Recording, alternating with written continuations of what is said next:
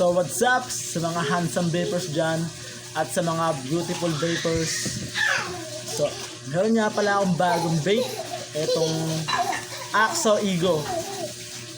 Ito nga pala is disposable to guys. So gusto ko lang malaman at gusto kong sabihin sa inyo kung gaano nga ba katagal to bago maubos. Okay? So para sa akin guys, okay naman siya sa lasa, masarap. So talagang quality guys. Talagang humahagod siya pero yung hagod niya sakto lang pero may tama siya. Siguro pagka bago pa lang talaga siya, yung talagang unang bili mo tapos ihipakin mo. Ano siya ang tama niya, medyo malulula ka Para ka naka-Marlboro Black, ganun. Tapos pagka bagong kain guys, ang sarap din niyang hipakin. Solid. Ako nagsasabi sa inyo, solid to. Medyo mahal nga lang siya guys kasi ano siya, 350 pesos. So medyo mahal din. Kaya kung malakas kang mag-vape, malakas kang gumamit ng dispo, siguro mas maganda bumili ka lang ng vape talaga. Or pad, ganun. Kasi kung malakas ka talagang vaper, kulang to sa iyo siguro. Hindi aabuti ito na 1 linggo sa iyo, siguro matabang na tapos wala nang lasa. Sa akin kasi guys, ano lang siya, saktong 1 week, ano na siya, yung ngayon, pang 1 week sa akin na ito. Wala na siyang lasa guys. Ano na siya, matabang na. Naka-ano ako sa kanya, tatlong full charge. Tatlong full charge bago siya maubos sa akin. Malakas kasi yung hipak guys Tikman natin.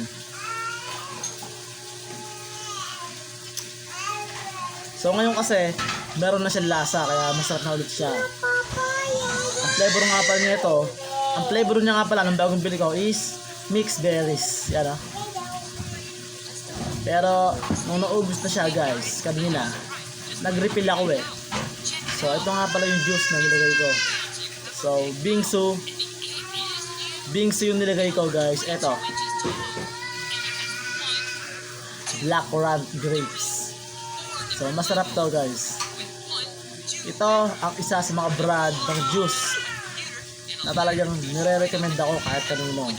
Sa lahat ng tropa. Kasi subukan na to So kung suwa ka sa isang flavor, umay ka na sa isang flavor, tingin ka lang ng ibang flavor. Lahat ng flavor niya masarap. Pero guys, isang flavor lang ng Bingsu ang hindi ko nire-recommenda sa inyo. Ano nga ba juice yun? Yun ang grape apple. Yung grape apple guys, ang case niya is kulay green. Kulay green, di ba? Ito violet. Siya naman is kulay green. Kulay green yung grape apple. Basta tandaan nyo, grape apple. Huwag kayong bibili nun. Bakit? Bakit ko nasabi? Kasi yung grape apple guys, 2 beses ko siyang binili. Pero sa 2 times na binili ko siya, iisa lang ang na-experience ko. Mabilis makasunog ng bulak guys.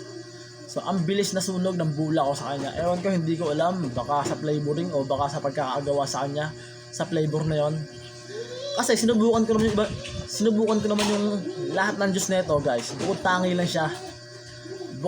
siya na mabilis masunog yung coil. Yung bulak, mabilis masunog talaga guys. Promise, ang bilis masunog. Pero etong mga juice na to, Melona Shave Ice, Mango Banana, Strawberry Shave Ice, Blueberry yun? Blueberry. Yun guys, solid sila. Tumatagal talaga yung bula ko, halos 3 months. Hindi ko siya pinapalitan. Or yung cartridge ko, ang tagal ko bago magpalit. Kaya para sa akin guys, yung grape apple, huwag yung bibilhin. Hindi sa sinisira ko yung brand nito, pero based sa experience ko guys, hindi ko siya maire-recommenda sa inyo. Kasi huwag na kayo magtaka kung ano yung lasa niya, huwag na kayong curious kung masarap pa siya. Masarap naman siya guys, ang problema nga, mabilis siya makasunog ng bulak. Sa akin lang yun Ako kasi talagang inaalam ko yung mga lasa bago ko i-recommenda sa mga nanonood sa akin. Diba? So, balik tayo sa vape ko. Itong disposable, guys. Masarap naman siyang gamitin. So, bili na lang kayo ng lace, tapos ikwintas nyo. Diba? Para pauwi kayo, diba? Tapos habang nasa daan ka, syempre, hipak-hipak ka, diba? Sa bibitawan nyo, diba? Nakamotor kayo, kaya naglalakad lang kayo, diba? Stig. Diba? Saka, ang ganda ng style niya, guys, oh. O, diba? Quality, no? Maganda yung design niya. So, sa brand nito, sa gumagawa na ito, no? Baka naman, no? Baka naman padalhan nyo ako ng maraming ganito, no? Joke lang yan, joke lang. So, gusto ko lang isabihin sa mga tao na maganda siya.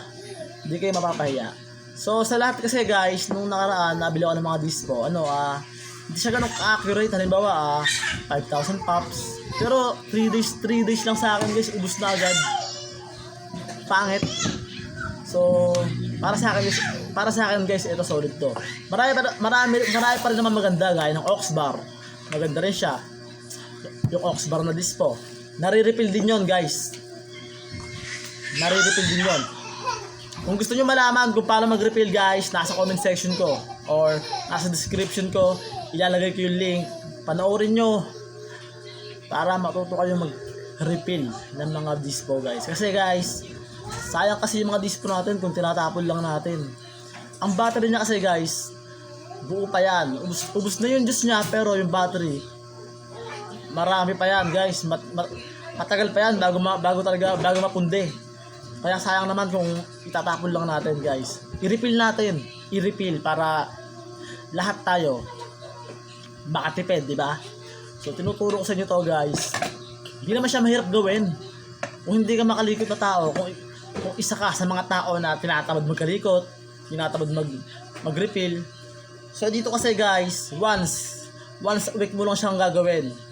Once a week ka lang magre-refill. Hindi gaya ng mga vape na yung mga pad, maya refill ka, di ba? Sa isang araw halos nakakadalawang refill ka, di ba? So kung tinatamad kayo mag-refill, guys, eto bilhin nyo, di ba? Dispo. Basta ang gawin nyo, guys, para hindi masira yung coil nya, para hindi masunog yung bulak, agapan nyo sa refill. Pag alam nyo medyo matabang na, guys, refill na agad kayo.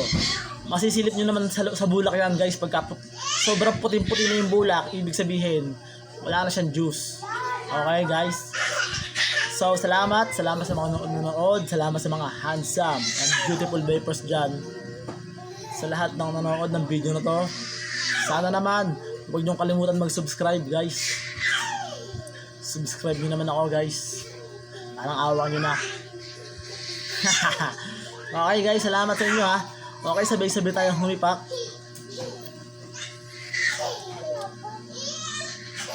Okay, guys. Thank you.